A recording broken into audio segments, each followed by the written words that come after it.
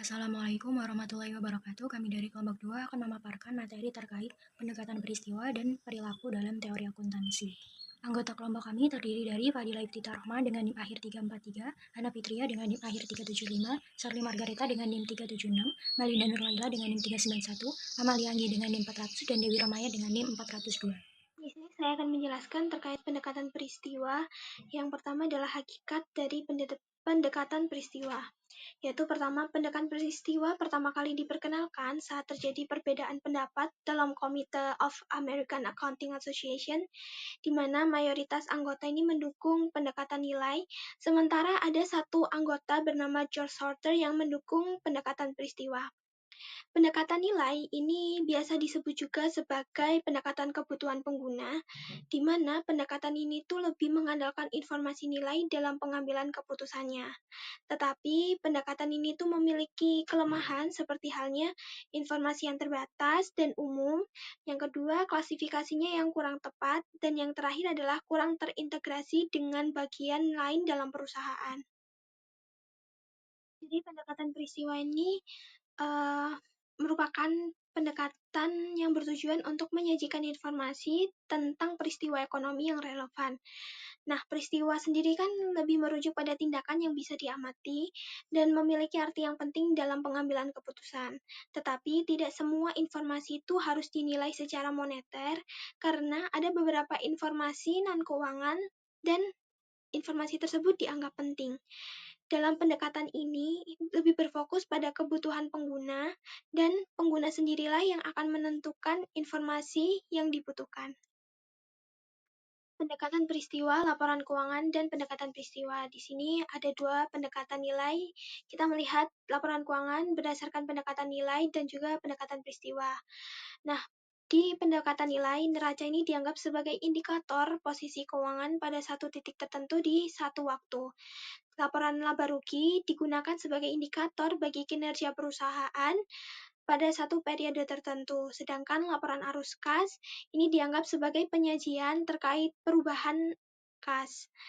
Lalu jika kita melihat laporan keuangan berdasarkan pendekatan peristiwa, neraca ini akan dianggap digunakan untuk menyampaikan informasi secara tidak langsung terkait dengan semua peristiwa keuangan sejak perusahaan tersebut berdiri.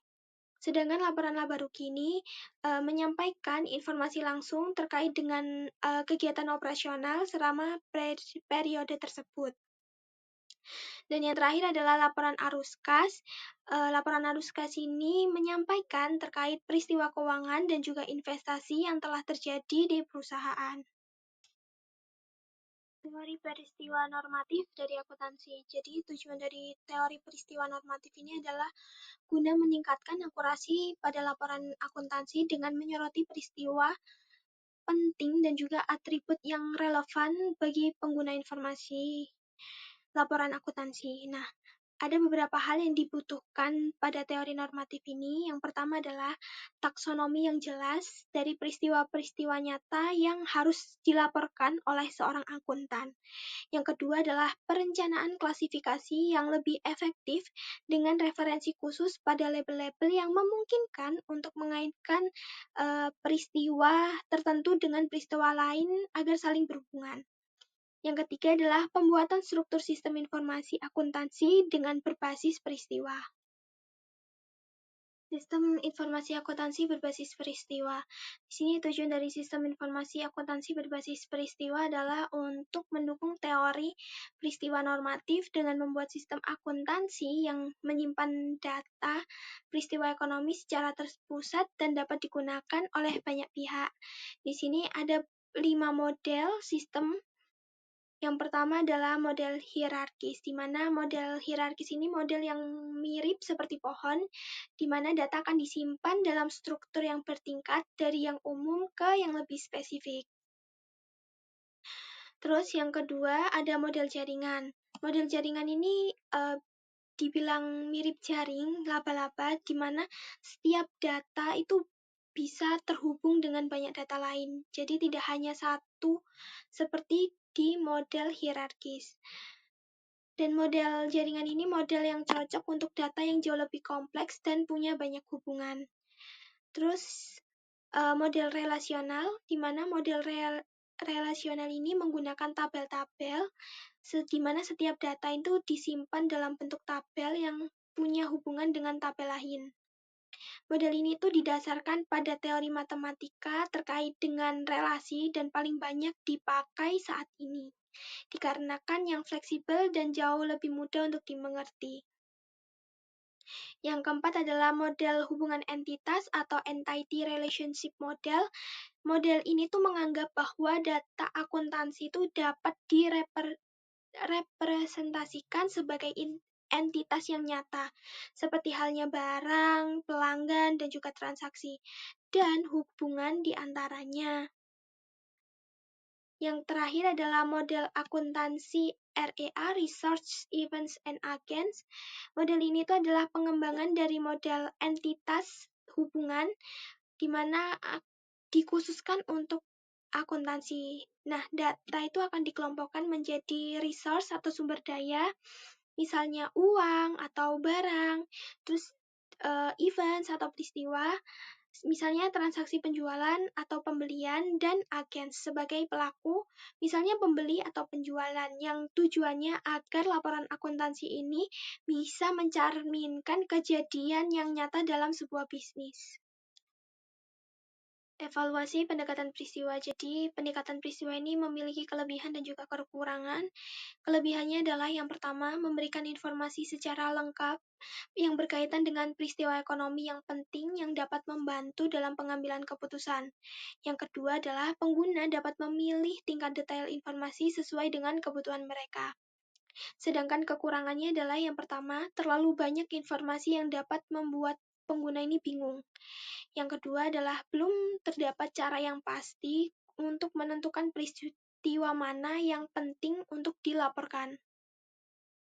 Yang ketiga adalah sulit diukur karena keterbatasan sistem akuntansi saat ini. Yang terakhir adalah keputusan dari pengguna bisa mempengaruhi kondisi psikologis sehingga pendekatan ini tuh belum tentu efektif untuk semua orang.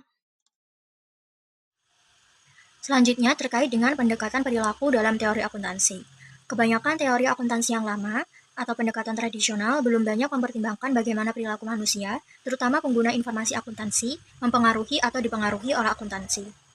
Oleh karena itu, pendekatan perilaku ini mencoba untuk memahami bagaimana orang merespon informasi akuntansi dan bagaimana akuntansi mempengaruhi keputusan yang mereka ambil. Intinya, pendekatan perilaku ini melihat bahwa akuntansi bukan hanya soal angka, tetapi juga tentang manusia dan bagaimana informasi itu digunakan untuk membuat keputusan. Oleh karena itu, teori akuntansi juga mulai menggunakan ilmu perilaku seperti psikologi dan sosiologi. Dampak perilaku dari informasi akuntansi. Seperti yang sudah disinggung sebelumnya, informasi akuntansi tidak hanya berfungsi sebagai laporan, tetapi juga dapat mempengaruhi perilaku penggunanya, seperti manajer, investor, ataupun auditor. Terdapat sebuah penelitian terkait dampak perilaku dari informasi akuntansi yang menghasilkan 2 poin utama. Yang pertama terkait tingkat kecukupan informasi dalam laporan keuangan. Tingkat kelengkapan informasi dalam laporan keuangan itu mungkin dapat berbeda-beda bergantung pada ukuran perusahaan, tingkat profitabilitas, ataupun status kantor auditor. Namun, semakin lengkap laporan keuangan yang disusun, maka akan meningkatkan kepercayaan pengguna serta mendorong mereka untuk mengambil keputusan, misalnya seperti melakukan investasi ataupun memberikan pinjaman. Poin yang kedua adalah teknik akuntansi yang digunakan. Penggunaan teknik akuntansi tertentu seperti metode pencatatan persediaan, misalnya FIFO atau LIFO atau penyajian informasi harga, dapat menyebabkan perbedaan dalam angka-angka laporan keuangan, meskipun kondisi operasional perusahaan sebenarnya adalah sama. Dampak dari teknik ini terhadap pengambilan keputusan bergantung pada jenis tugas, karakteristik pengguna informasi, dan lingkungan tempat keputusan diambil. Kesimpulan dari penelitian tersebut adalah bahwasannya cara informasi akuntansi disusun dan disampaikan itu dapat mempengaruhi cara seseorang dalam memahami dan mengambil keputusan. Dampak linguistik dari data dan teknik akuntansi. Bahasa dalam akuntansi mempengaruhi cara komunikasi antara pembuat dan pengguna laporan keuangan. Perbedaan istilah dan gaya penyampaian bisa saja menimbulkan kesalahpahaman. Oleh karena itu, terdapat 3 isu penting yang perlu diteliti lebih lanjut terkait hal tersebut. Yang pertama adalah bahasa institusional. Setiap kelompok profesional akuntansi, misalnya auditor, dosen, maupun praktisi, mempunyai cara berbahasa dan istilah teknis sendiri. Yang kedua, perbedaan antara bahasa formal dan bahasa publik. Dalam akuntansi, ada istilah yang digunakan secara teknis atau formal dan ada cara penyampaian yang lebih umum digunakan oleh publik.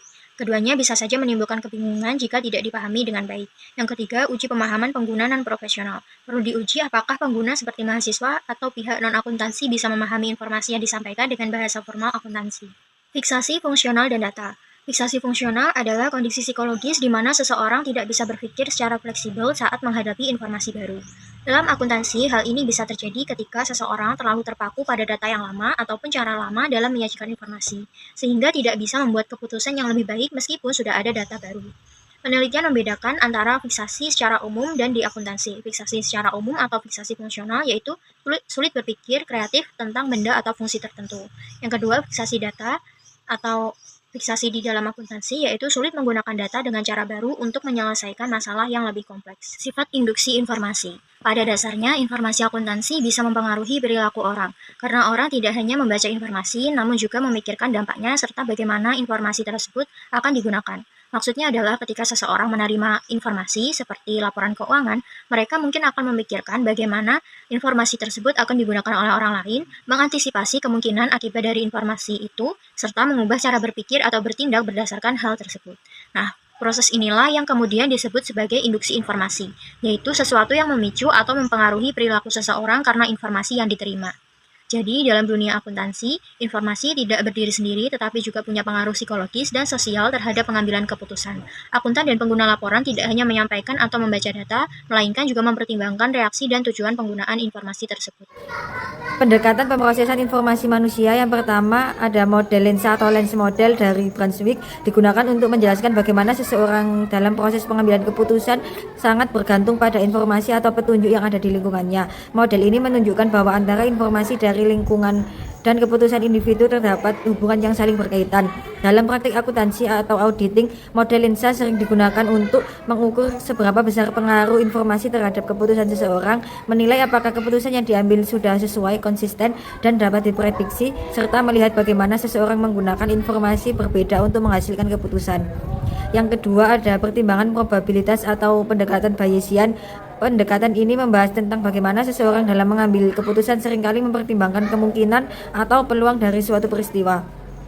Terdapat dua pendekatan utama dalam penilaian probabilitas, yaitu pendekatan berdasarkan teori atau perhitungan matematis yang dikenal dengan teorema Bayes. Dua pendekatan berdasarkan intuisi atau pengalaman pribadi seseorang. Namun, dalam kenyataannya banyak individu yang mengalami bias atau kesalahan dalam menilai probabilitas. Bias ini dapat berupa anchoring atau terlalu berfokus pada satu informasi awal. Yang kedua, representative atau menganggap semua kondisi serupa tanpa mempertimbangkan data yang sebenarnya. Pendekatan pemrosesan informasi manusia yang ketiga ada perilaku prakeputusan atau sebelum mengambil keputusan. Teori ini menjelaskan bahwa kemampuan manusia dalam memproses informasi memiliki keterbatasan, terutama dalam mengingat atau mengelola informasi dalam jangka pendek. Newell dan Simon menyatakan bahwa manusia cenderung tidak selalu mencari keputusan yang paling sempurna atau optimal. Sebaliknya, manusia lebih sering mencari keputusan yang dirasa cukup baik atau memuaskan karena keterbatasan daya pikirnya. Dalam akuntansi atau auditing, perilaku ini menunjukkan bahwa cara seseorang menyelesaikan masalah sangat dipengaruhi oleh bentuk atau cara penyajian tugas serta tingkat kesulitan dan kompleksitas permasalahannya. Dengan demikian, individu akan berusaha menyesuaikan cara berpikir dan tindakannya agar sesuai dengan situasi dan keterbatasan dirinya. Pendekatan gaya kognitif. Pendekatan ini mempelajari perbedaan individu dalam mengolah informasi. Beberapa gaya kognitif yang sering digunakan peneliti yaitu yang pertama independensi dan ketergantungan pada bidang, yang kedua otoritarisme dan dogmatisme, yang ketiga kompleksitas kognitif, yang keempat kompleksitas integratif, dan yang terakhir ketergantungan pada bidang. Yang kelima relativisme kognitif dalam akuntansi. Esensi dari relativisme dalam akuntansi yaitu bahwa keputusan penilaian dan pengambilan keputusan dipengaruhi cara berpikir individu yang terbentuk dari pengalaman sosial dan budaya. Penilaian terhadap fenomena akuntansi tidak hanya bergantung pada data yang terlihat, tetapi juga informasi dan skema mental yang tersimpan di memori dan diaktifkan saat dibutuhkan dalam proses penilaian atau keputusan. Jadi, keputusan akuntansi bersifat subjektif dan dipengaruhi oleh latar belakang budaya dan pengalaman individu. Yang keenam, relativisme budaya dalam akuntansi. menyatakan bahwa budaya mempengaruhi cara individu berpikir dan membuat keputusan dalam akuntansi dan audit. Nilai dan norma dalam budaya turut menentukan bagaimana seseorang menilai laporan keuangan dan merespon situasi akuntansi. Elemen budaya seperti struktur organisasi dan perilaku kerja juga berperan dalam membentuk proses penilaian dan pengambilan keputusan dalam sistem akuntansi. Selanjutnya yaitu evaluasi atas pendekatan perilaku. Jadi sebagian besar studi akuntansi keperilakuan yang dibahas sebelumnya itu berupaya untuk membuat generalisasi tentang perilaku manusia terkait informasi akuntansi. Tujuan tidak langsung dari penelitian ini yaitu untuk membangun dan menguji hipotesis keperilakuan yang berkaitan dengan teori akuntansi. Pada hipotesis tersebut, itu mencakup aspek-aspek seperti kesesuaian dan manfaat pengungkapan data laporan keuangan, respon terhadap praktik laporan perusahaan, tingkat materialitas, pengaruh keputusan terhadap pilihan prosedur akuntansi, serta elemen-elemen dalam model pemrosesan informasi, yaitu input, proses, dan juga output. Evaluasi atas pendekatan perilaku. Tujuan implisit ini belum dapat dicapai karena mempunyai kelemahan dalam keketatan teoretik dan metodologik.